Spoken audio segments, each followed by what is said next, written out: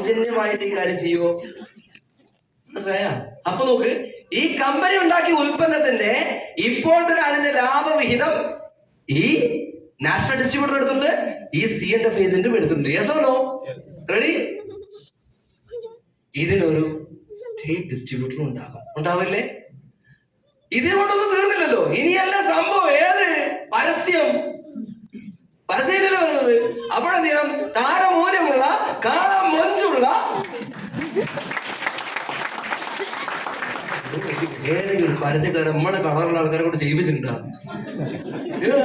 നിങ്ങൾ നമുക്ക് വർണ്ണ വിവേചനം പാടില്ല എന്ന് പറഞ്ഞത് നമ്മളെ പോലെ കറുത്ത വർഗ്ഗക്കാർക്ക് ഒരു സ്ഥാനമില്ല ഇവിടെ.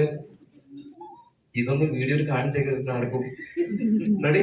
അപ്പൊ കാണാൻ മൊഞ്ചുള്ള ഒരു സൽമാൻ ഖാൻ ലുക്കുള്ള ഒരു നല്ല ഒരു താരത്തിന്റെ കയ്യിൽ ഈ പ്രോഡക്റ്റ് കിട്ടും. Yes or no? വെറുതെ കൊടുക്കുമല്ലോ അല്ലെ? ഒരു ലാഭവും ഇല്ലാതെ കൊടുക്കൂല. റെഡി? എന്റെ ചോദ്യം നമ്പർ 1, താരമൂല്യമുള്ള ഒരു സൽമാൻ ഖാനാണ്. Okay, who are you? Vishnu. Salman Khan കേട്ടോ, പെട്ടെന്ന് മൈൻഡ് സെറ്റ് മാറി. സൽമാൻ ഖാൻ റെഡി? ഈ പരസ്യത്തിൽ അഭിനയിക്കാൻ, ഈ പ്രോഡക്റ്റിനെ കുറിച്ച് പറയാൻ ഒരു 10,000 തന്നാൽ ചെയ്യുമോ? കുറച്ച് കൂടുതൽ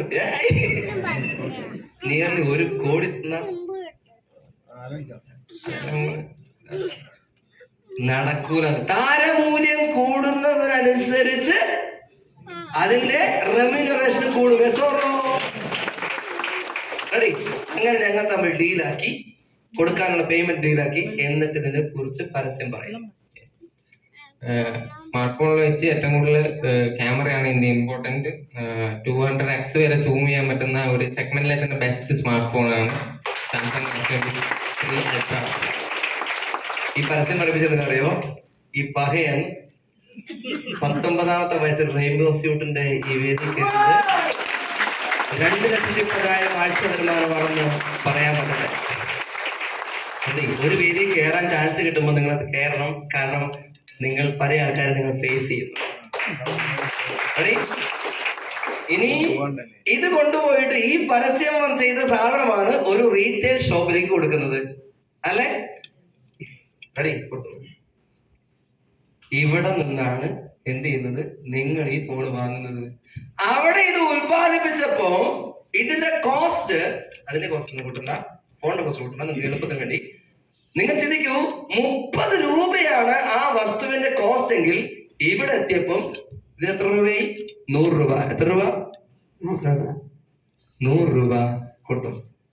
100 രൂപ കൊടുത്ത് ഈ മാഡം വാങ്ങുമ്പോൾ ചിന്തിക്കൂ, 70 രൂപ കൊണ്ടുപോയ ആൾക്കാർ ഈ ഇടനിലക്കാരും പരസ്യക്കാരുമാണ്. Yes or no? റെഡി? ഇതാണ് മക്കളെ നമ്മുടെ നാട്ടിൽ നടക്കുന്ന കച്ചവടം.